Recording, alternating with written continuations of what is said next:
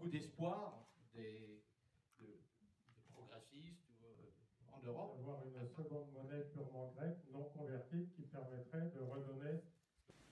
La deuxième raison, c'est que l'austérité qui est imposée au peuple grec et qui est imposée un peu partout en Europe n'est pas la solution, mais c'est le problème.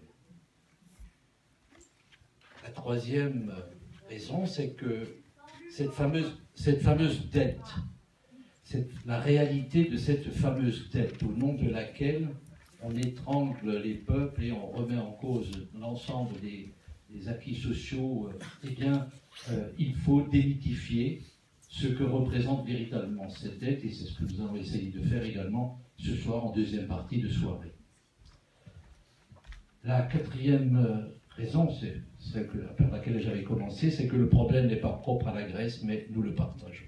Et le cinquième, c'est que l'Europe, dans tout cela, l'Europe est en train de perdre toute crédibilité si elle maintient une position comme celle qu'elle fait aujourd'hui, avec un dogme libéral qui veut imposer son point de vue à l'ensemble des peuples.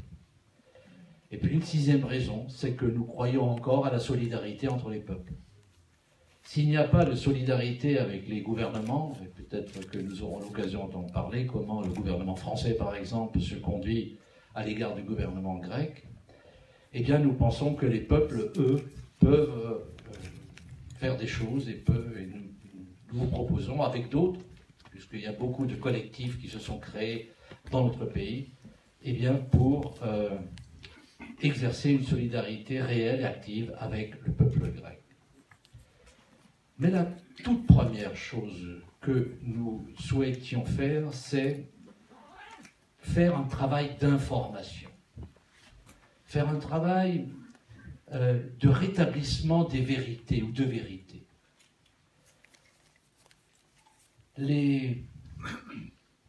La manière dont les médias assènent des vérités sur les causes de la situation grecque, sur la réalité de la dette, par exemple, sur la politique menée par Syriza, eh bien, sont de la désinformation pure, et nous considérons qu'une soirée comme celle-là, c'est la première étape que nous nous sommes fixés pour essayer d'apporter un autre son de cloche dans l'information autour non seulement de ce qui se passe en grec, c'est ce que nous allons faire, mais également sur la réalité du combat économique et social qui est en train d'être mené. Nous aurons d'autres initiatives du collectif, toujours dans le même esprit, d'aller rencontrer la population, peut-être la population qui a le moins d'accès aux médias en général, aux médias alternatifs. Et puis bon, nous vous informerons au fur et à mesure des initiatives que nous prendrons. Peut-être qu'un prochain débat va être organisé également autour de la Grèce et de la solidarité qui devrait être faite au niveau international avec des syndicalistes allemands et suisses.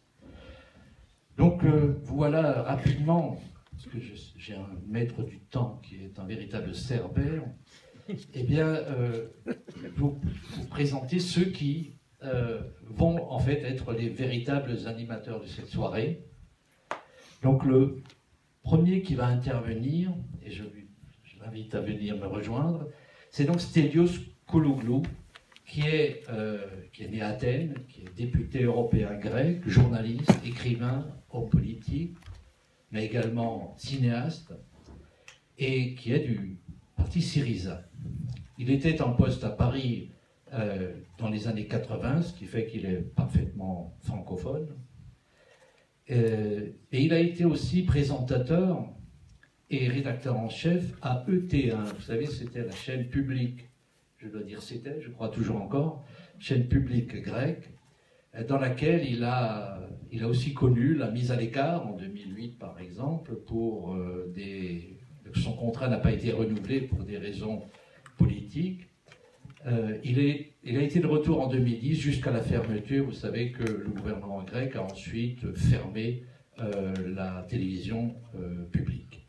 Il est l'auteur de plusieurs ouvrages, de best-sellers même.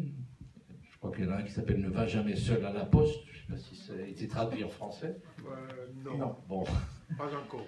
Mais également cinéaste avec des films très intéressants, entre autres très passionnants sur l'oligarchie, qui est un documentaire sur la crise financière, et beaucoup d'autres. Mais si nous l'avons invité, évidemment, c'est surtout pour qu'il nous parle de la réalité qu'il rencontre, de ce qui se passe en Grèce et également des attentes qu'il peut avoir à l'égard d'initiatives comme celle que nous avons aujourd'hui. Le deuxième intervenant, nous voulions également que ce soit un élu, c'est Patrick Le Hiaric, qui est, lui, né en 57 à Orléans, si je ne m'abuse, mais qui est en fait un vrai breton. Il est journaliste et homme politique, et il est spécialement directeur de l'Humanité et de l'Humanité Dimanche depuis 2000, après avoir été celui d'un autre journal qui s'appelle La Terre. Et je dois dire que dans la presse, le seul journal qui a été toujours du côté de Syriza et d'essayer de contrer la désinformation, l'Humanité n'a jamais failli. Mais aujourd'hui, on s'adressera plutôt à l'homme politique, aux députés européens, Jaurétien, dit-il, qui dit qu'il faut aller chercher le bon chemin toujours et s'y engager. Et je trouve que c'est une belle phrase pour parler de ce qu'il faut faire autour de la Grèce. Et il a, dans l'Humanité Dimanche, fait un article très parlant sur lequel nous reviendrons lors de la soirée et qui dit en gros ce qui se passe en Grèce, c'est aussi nous que cela concerne. Et puis nous terminerons la soirée en projetant un film qui va vous plaire, j'en suis persuadé. C'est le spectacle de Christophe Alévèque sur la dette, qui est une manière drôle, mais tout à fait pertinente et intelligente de présenter ce qu'est véritablement la dette. Et je vous recommande vraiment de rester jusqu'au bout. C'est un film qui montre qu'on peut faire d'une manière plaisante de l'intelligence. Alors, donc premier intervenant, je vais donc passer la parole à Stelios Kouloglou, qui, j'ai bien apprécié ce que tu disais, je crois que c'était sur France 24, tu disais qu'en fait, il y a une nouvelle troïka qui s'est implantée, l'autre est partie, mais il y en a une nouvelle. Tu pourrais nous dire qui c'est cette nouvelle troïka? Oui. La nouvelle troïka, parce que l'ancienne, beaucoup détestait, on ne parle plus. La nouvelle troïka est composée de trois choses: menace, chantage et ultimatum.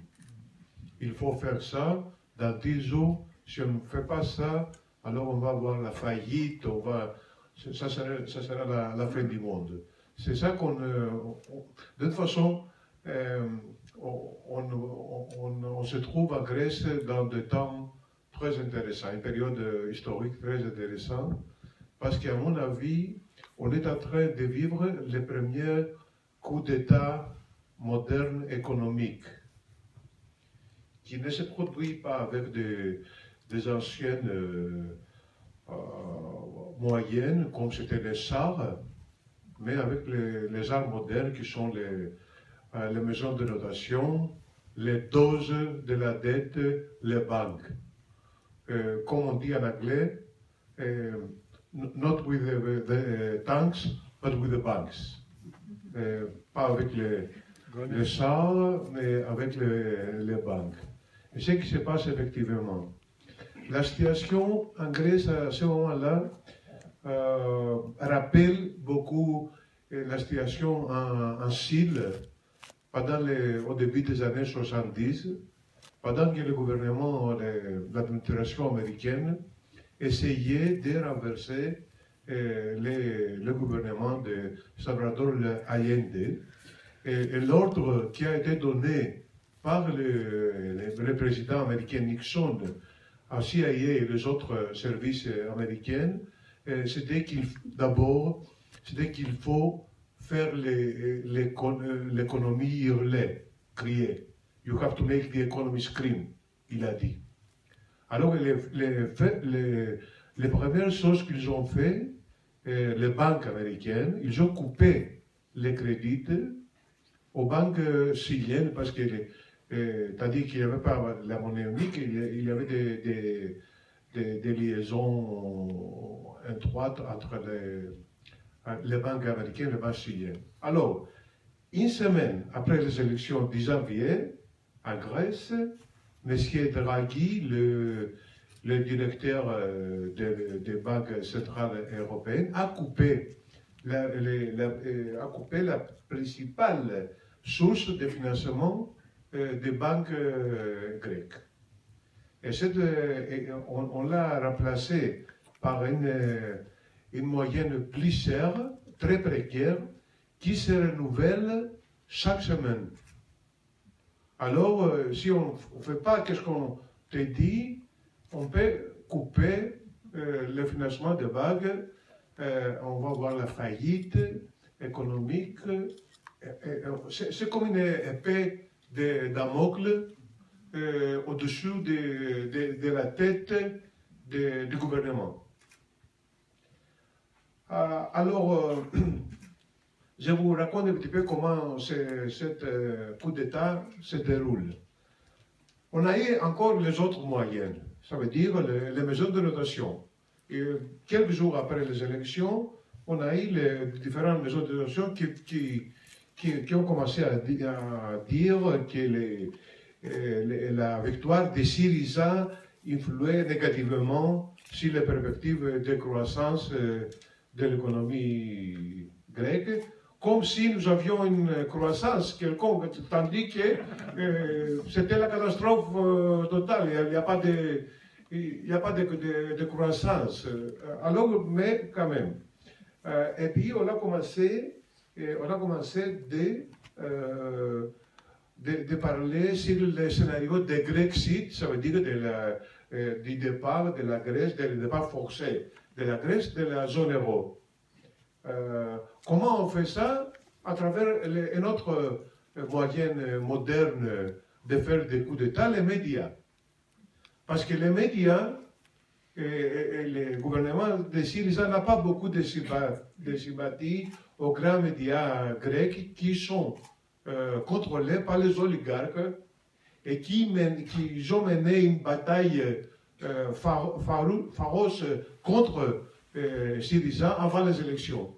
Il racontait des histoires qu'il ne pouvait pas imaginer. Il y avait des documentaires, entre guillemets, qui racontaient vraiment que si Syriza gagne, ça sera la fin du monde. L'histoire, c'était comme ça. Si Syriza gagne, l'économie grecque va contaminer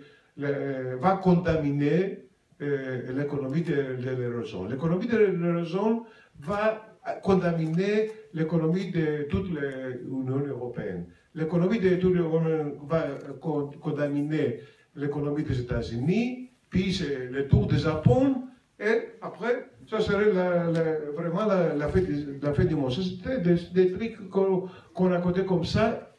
Malgré tout ça, on a gagné, mais on n'a pas de moyens de s'exprimer, de faire les gens comprendre qu'est-ce que le gouvernement veut faire,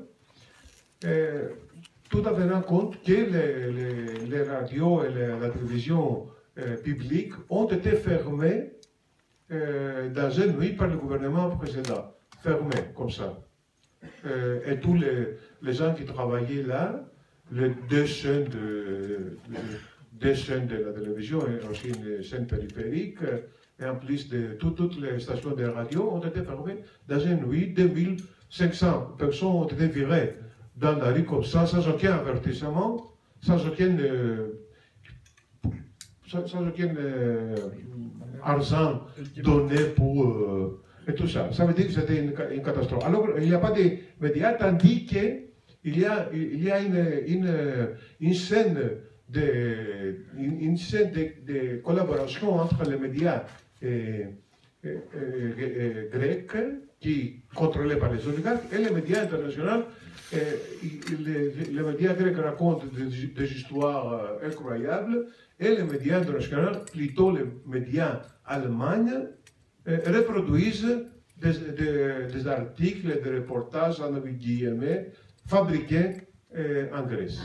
Mais aussi, ils prennent des initiatives propres, comme c'est le cas avec le Bild.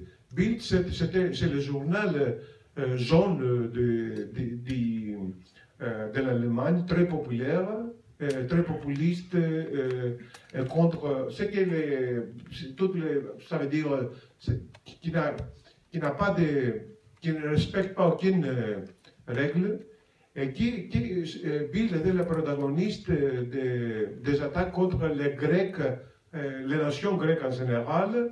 Pendant la crise a éclaté, on traitait tous les Grecs comme des fainéants, des paresseux, des corrompus comme ça. Si vous remplacez les mots grecs par les mots juifs aux attaques à l'époque, vous allez voir où est-ce qu'on va aboutir. Là, on a commencé encore une fois de dire des paresseux et tout ça, tandis que les Grecs, selon les statistiques officielles européennes, travaillent beaucoup plus que les Allemands. Ça veut dire les Allemands travaillent 1400 heures par année, tandis que les Grecs travaillent 2100 heures par année. Ça veut dire un troisième plus que ils ont moins de vacances que les Allemands, tout ça, mais quand même ça ne passe pas. On est que des corrompus et tout ça. Et alors les Bild a recommencé en donnant des leçons, des menaces et tout ça. Et même ils ont osé à faire un truc incroyable parce que c'était une opération pour provoquer la panique aux banques. Toute cette période-là, pendant les attaques, les peuples grecs étaient très calmes, qui à mon avis était très remarquable. Alors, malgré les attaques, il n'y avait pas de panique dans les banques et tout ça. Alors, ils ont essayé de différentes manières de provoquer de panique.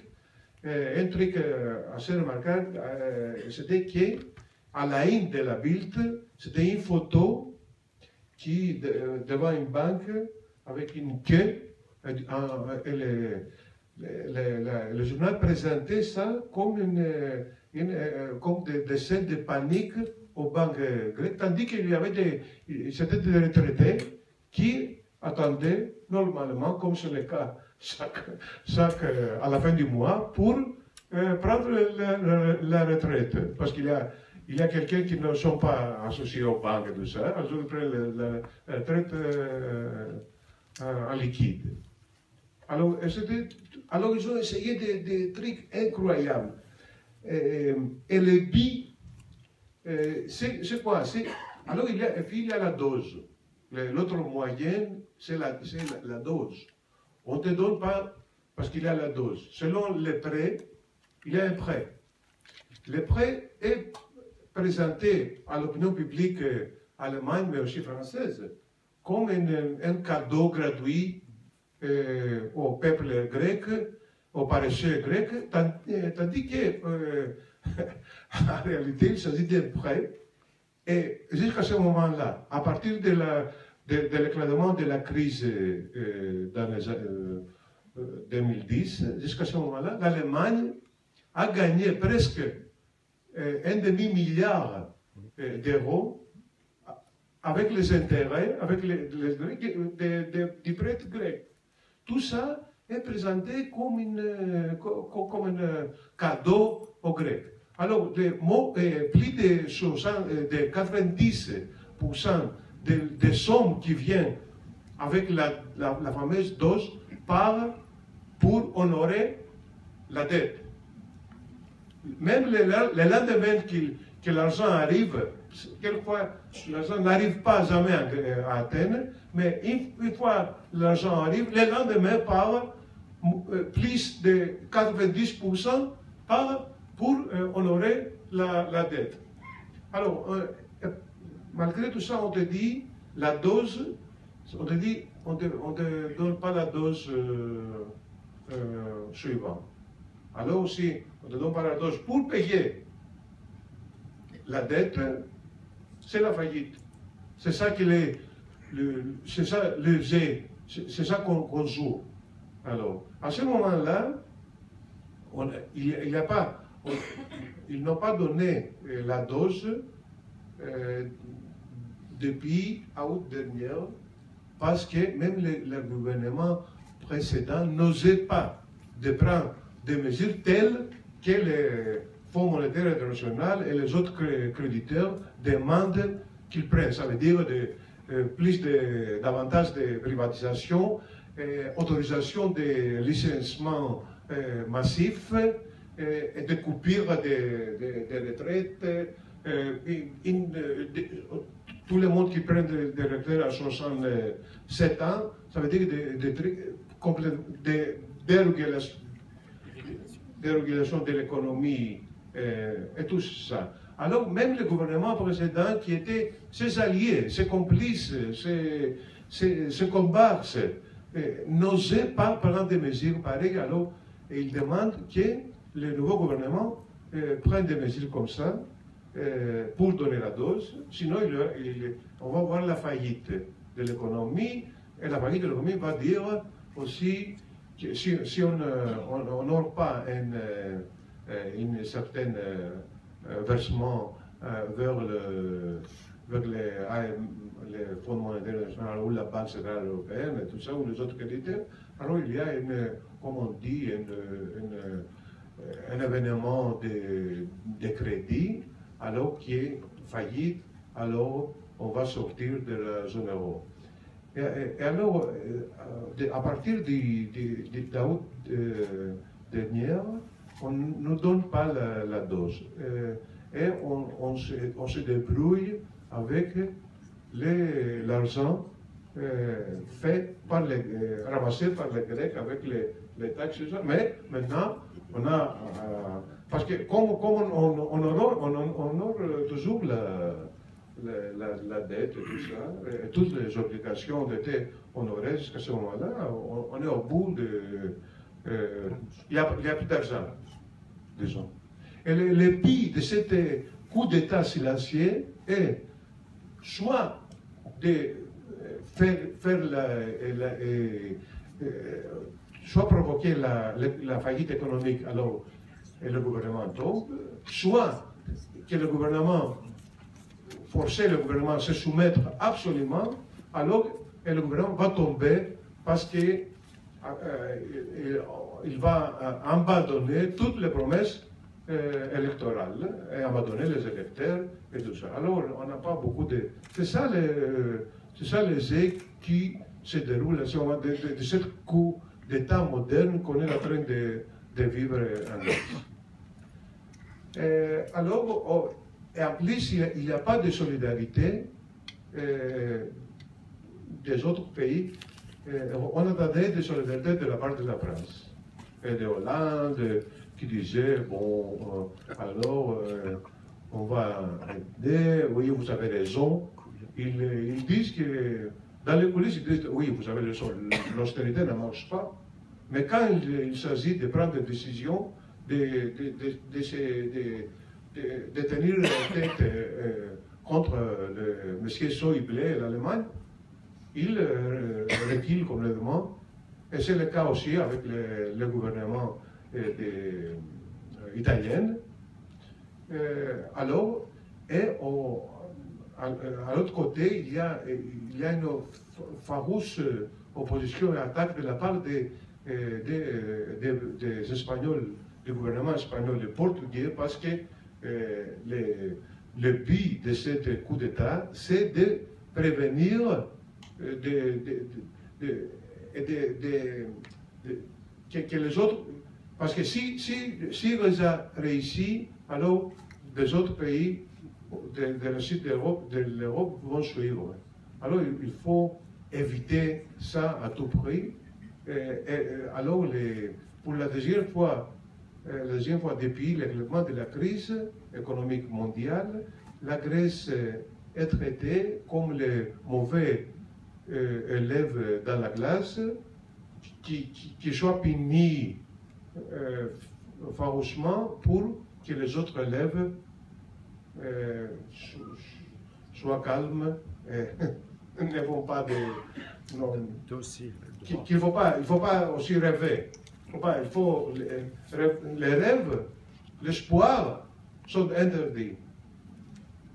C'est ça. Il faut que se soumettre, il faut que obéir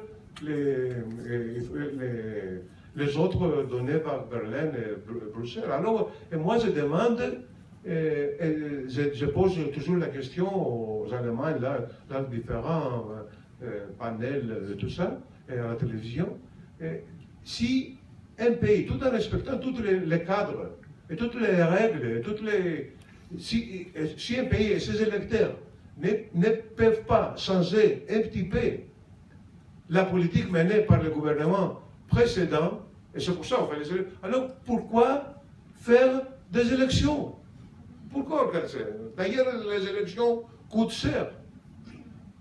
Le lendemain, on ne travaille pas beaucoup, parce qu'il y a des gens qui n'ont pas dormi en attendant les résultats, quoi. Alors pourquoi? Alors que les Allemands votent et nous disent de quoi faire les années qui viennent. On est dans une situation comme ça. Je ne vais pas prendre plus de votre temps. Je vous remercie beaucoup pour vous êtes venus ici, pour les organisateurs, aussi pour la solidarité exprimée. Et je vous dis une chose seulement. Nous ne reculerons pas. On ne va pas se soumettre.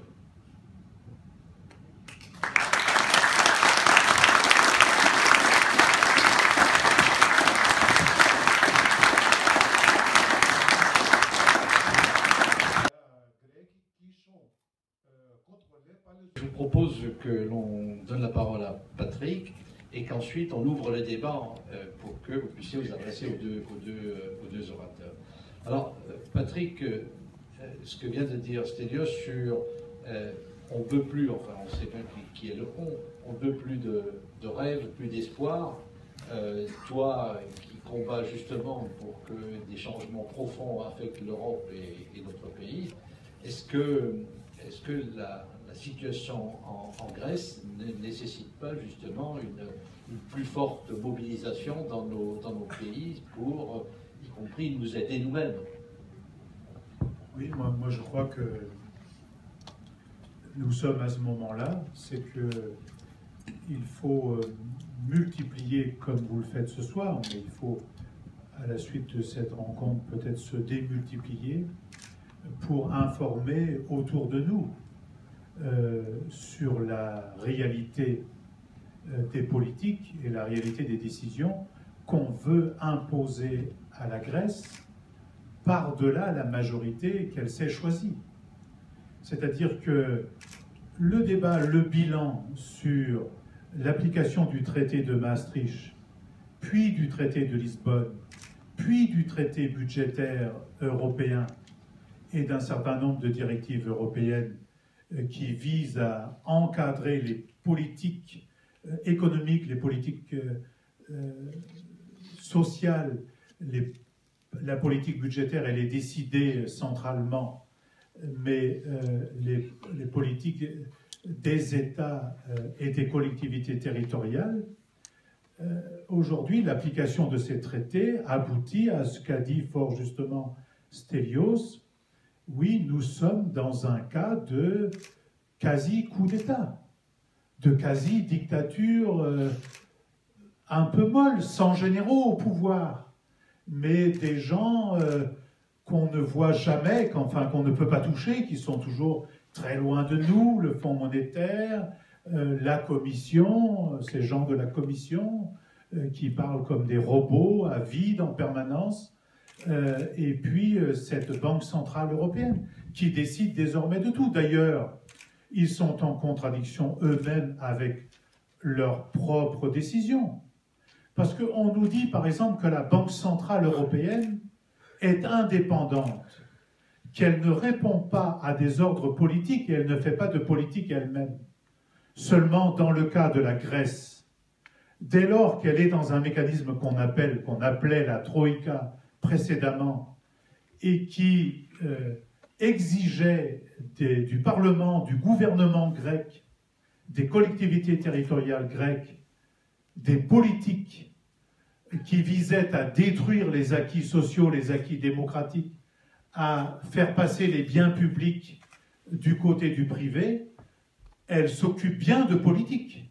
Donc si on voulait déférer ceci devant une cour internationale, voire de la Cour de la justice européenne, je ne connais pas exactement le résultat. Mais du point de vue du droit, c'est sûr que la Banque centrale européenne ne respecte pas la lettre et l'esprit des traités qu'elle défend elle-même. De même, on nous dit que la Commission européenne est un exécutant. La Commission européenne ne peut pas par elle-même, on nous dit dans les traités, ne peut pas par elle-même prendre des décisions politiques qui s'imposent à tous. Désolé, mais dès lors qu'elle agit comme un membre de la Troïka et qu'elle donne des recommandations à tous les États européens, c'est elle qui donne des recommandations. Mais elle ne se contente pas de dire, parce on nous fait croire qu'elle nous rappelle à l'ordre en nous disant « Vous devez respecter les 3% du traité de Maastricht, les 60% de déficit comparé aux richesses produites. » Ce n'est pas vrai. Elle fait ça, certes, mais elle dit la politique qu'on doit mener. Elle dit « Vous devez reculer l'âge de la retraite. Vous devez allonger le temps de travail. Vous devez privatiser des services. Vous ne devez pas garder la SNCF dans le transport public en France. » Et dans le cas de la Grèce, on faisait la liste des entreprises, des ports, des collectivités publiques, jusqu'à la télévision, où elle a dit « Voilà la politique que vous devez mettre en œuvre. » Donc, si c'est cela l'interprétation des traités de Lisbonne et de Maastricht, on a bien eu raison de voter non dans les deux cas, et voter non avec une majorité dans le second cas, dans le cas du traité de Lisbonne. Quant au traité budgétaire, ça a été beaucoup plus simple. On a élu un président de la République qui nous a dit qu'il le renégocierait, qui renégocierait le traité de son prédécesseur, qui portait un fameux nom d'ailleurs, le Merkozy, et donc il avait ce mandat du peuple. Une fois élu, il s'est dépêché de tourner le dos à ce mandat et de ne pas renégocier.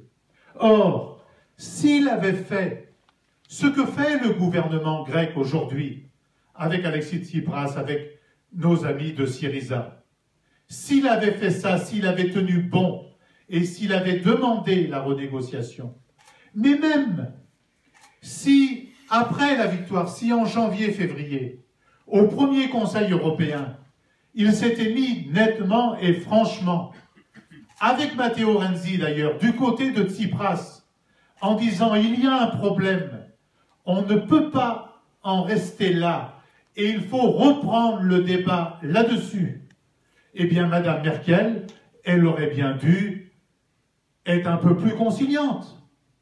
On aurait bien dû négocier. Peut-être que nous n'aurions pas eu gain de cause sur la totalité de ce que nous demandons, mais il aurait bien fallu avoir un débat dans l'ensemble des pays européens, en mobilisant les peuples européens, sur la question qui nous occupe aujourd'hui. Parce qu'on ne peut pas accepter qu'un gouvernement, qu'une majorité parlementaire élue par le peuple, soit à ce point bafouée par des institutions non élues.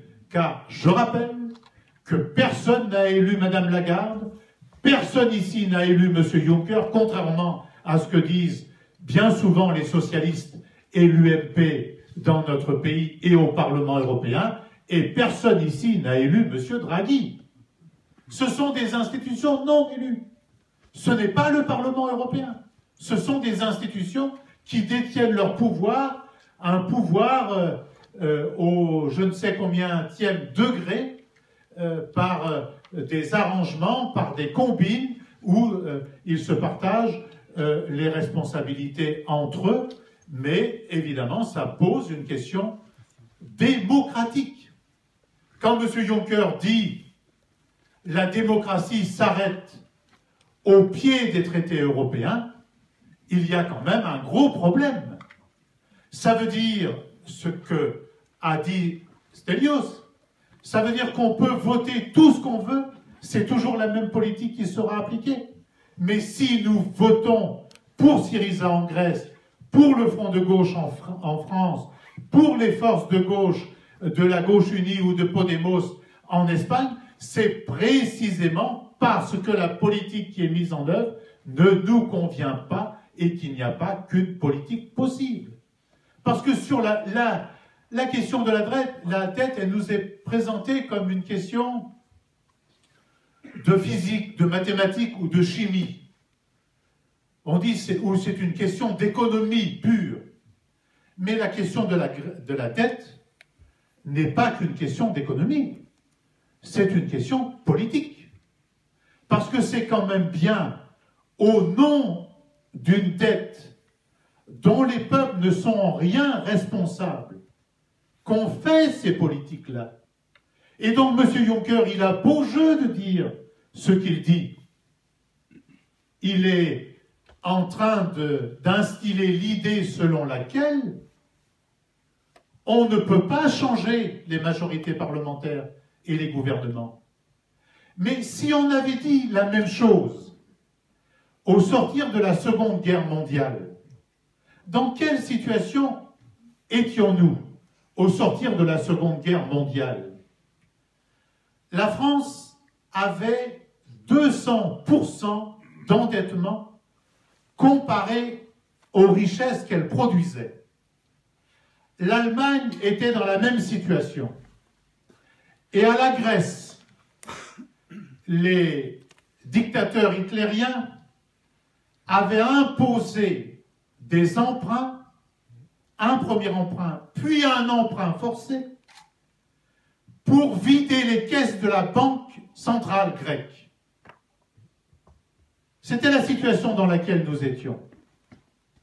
Mais est-ce que 200% de dettes ont empêché le redressement du pays et la mise en œuvre des nationalisations d'EDF, d'un statut de la fonction publique, de la sécurité sociale, de la nationalisation d'un certain nombre de groupes industriels et financiers, des banques, des industries comme Renault qui avaient collaboré?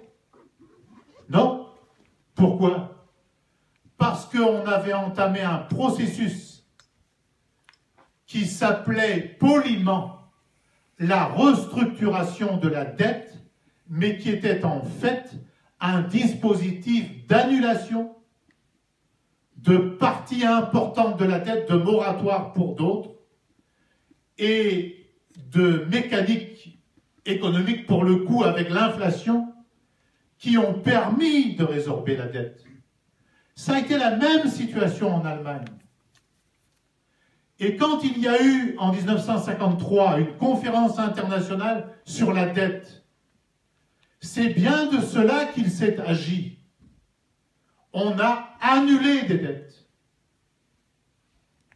Et on a annulé des dettes, mais un pays était toujours redevable de un prêt à la Grèce, qui, celui-là, n'avait pas été dans la discussion, dans la conférence de Londres en 1953. Et ce pays, c'est l'Allemagne qui devait et qui doit toujours. D'ailleurs, le président de la République d'Allemagne a reconnu cela. Il a été en Grèce et il a dit dans son pays, il y a 15 jours de cela, que ceci méritait un débat, on ne pouvait pas se camoufler les yeux. Autrement dit, aujourd'hui, si on ne veut pas discuter d'une restructuration de la dette et de faire ce que demande Alexis Tsipras et que demandent de nombreuses forces de gauche dans l'Union européenne réunis dans le parti de la gauche européenne, c'est que précisément, on veut continuer à détricoter le droit social, les principes démocratiques et un certain nombre de droits économiques. On veut continuer à mettre en œuvre des choix qui visent à permettre de mettre en place en France ce qu'on a appelé le crédit compétitivité, puis le fameux pacte qu'on dit de responsabilité. Il n'est ni de responsabilité ni un pacte, mais derrière ces mots si jolis se cache l'alimentation des grandes sociétés et des grands fonds financiers par des lois en France, et ceci en détricotant notre droit social. La loi Macron, le dispositif Rebsamen, et bien d'autres qui sont dans le débat aujourd'hui.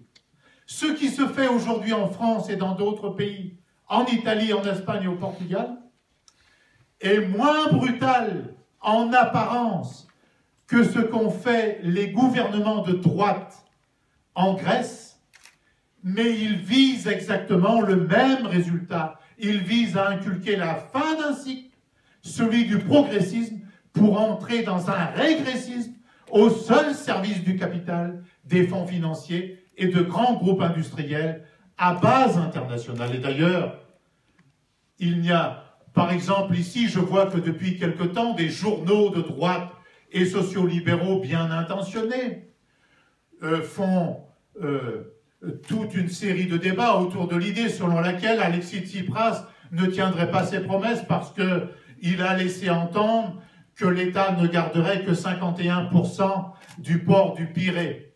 Mais ça, c'est la même semaine où nous perdons l'entreprise Lafarge, où nous venons de perdre une partie importante de Alcatel, où on privatise les aéroports de Toulouse et de Nice.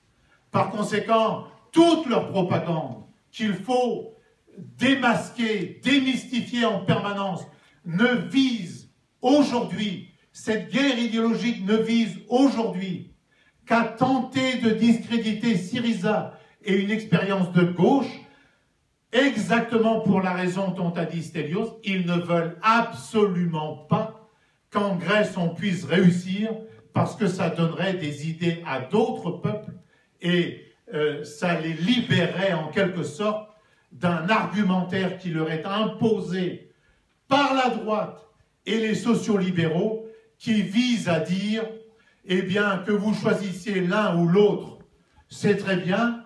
Chacun dit, mieux vaut que vous me choisissiez moi, parce que je suis le plus à même à vous faire saigner et à vous faire transpirer, mais au bout du compte, c'est l'intérêt général qui est aujourd'hui mis en cause. Et c'est en cela, oui, que nous sommes très concernés par ce qui se passe en Grèce, et c'est en cela qu'il faut que nous développions, comme on l'a fait à d'autres époques pour d'autres sujets, une solidarité européenne, une solidarité internationale de lutte avec le peuple grec et nos camarades qui sont aujourd'hui au gouvernement et à la majorité du Parlement en Grèce. Réussir là-bas, c'est créer les conditions pour commencer à changer ici. Est-ce que, étant donné que la politique, entre autres, vise à assécher les finances... Il y a un poids énorme qui pèse sur le peuple grec quand on se dit, voilà, c'est beaucoup d'espoir des progressistes en Europe attendent la réussite. Alors, peux-tu nous dire en deux mots comment le peuple grec aujourd'hui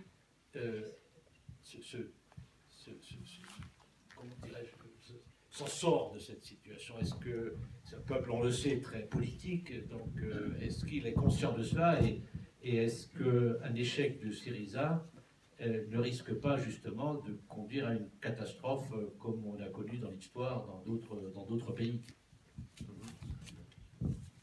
Écoutez, pour le moment, malgré les attaques et l'incertitude financière et politique et l'opération de déstabilisation du gouvernement, il y a un soutien sans précédent pour le gouvernement.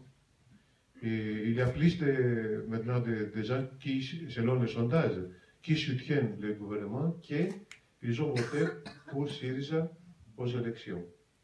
Et alors, tandis que la popularité d'Alexis Tsipras est 70%, et reste comme ça. Mais en même temps, il y a la base de cerveau quotidienne, alors il y a les gens qui deviennent de plus en plus nerveux parce qu'ils écoutent chaque jour qu'il y aura la faillite économique, il y aura la panique des banques la semaine qui vient. Il y a c'est une situation folle, vraiment. On ne peut pas imaginer ce qui se passe parce que, et même dans ce cas-là, et moi, je le trouve vraiment remarquable parce que, comme c'est le cas avec les autres peuples, vous voyez, il y avait un tremblement de terre à Thessalonique, 500 km loin d'Athènes, et les gens à Athènes attaquaient les supermarchés pour acheter du lait. C'est des choses incontrôlables, parce qu'il y avait toujours cette psychologie de masse qui fait que les gens se paniquent facilement. Tandis que maintenant, il y a une calme énorme, il y a un soutien toujours, mais il y a toujours, il faut trouver une solution, il faut que le gouvernement se compromise, il faut un consensus, ils sont plus forts que les autres, alors il faut, comment on fait, on voit la faillite et tout ça. Mais pour le moment, c'est remarquable, mais on est au bout. On est au bout de patience, parce que maintenant, vraiment, il n'y a plus d'argent dans les caisses d'État pour payer le nouveau versement dans 15 jours d'ici. Alors, tous les journaux écrits que s'il ne paye pas, il y aura la faillite économique, alors le chaos, la fin du monde et tout ça. Il y a une énorme pression sur le gouvernement pour qu'on trouve une solution avec les créditaires. On a fait beaucoup de pas en arrière pour aboutir à un compromis de la part du gouvernement. On a dit ajourner beaucoup de promesses électorales en disant que, OK, on va pas les appliquer maintenant, mais l'année prochaine, tout ça. On a fait beaucoup de concessions, mais tout en respectant quelques lignes rouges. On ne peut pas violer, comme c'est le cas avec les licenciements massifs qu'on nous demande. C'est une demande des oligarques, des banques, parce qu'ils veulent licencier massivement. Il y a une loi qui autorise le licenciement, mais ça ne leur suffit pas. Il y a aussi ils veulent couper les retraites qui sont déjà coupées avec les différentes mesures d'austérité qui ont été prises pendant les derniers 5 ans. On ne veut pas on va pas l'accepter. On va pas l'accepter ça. Il y a 2-3 choses qu'on voulait toujours rester. On a essayé de nous empêcher d'appliquer une loi nouvelle sur la crise humanitaire. Ça veut dire de donner de l'électricité, parce qu'il y a 300 000 maisons sans électricité. Alors on voulait donner l'électricité aux gens. Ça, c'est à l'Europe du XXe siècle, n'avoir pas d'électricité, non. Ne voulait pas faire ça. Non. Chacun s'occupait. S'il y a quelqu'un qui c'est ça comme ça. Mais on a insisté ça, on a passé la loi. Il y a des autres lois qu'on passe. Alors c'est comme ça la situation. Et on attend les jours qui viennent. s'il y a un compromis, sinon on va avoir, c'est pas la faillite, mais la faillite, ils ont eu peur aussi de la faillite. Très bien. Merci. Écoutez, maintenant la parole est à vous. Donc, on a 1 heure de débat. Donc, il y a des Demi-heure. une bonne demi-heure. 3 quarts d'heure. Il y avait des liaisons étroites entre les... Principalement, ce sont des prêts. Comme l'essentiel de la masse monétaire, c'est de l'argent. C'est vrai qu'ils n'ont pas été élus, Juncker ou bien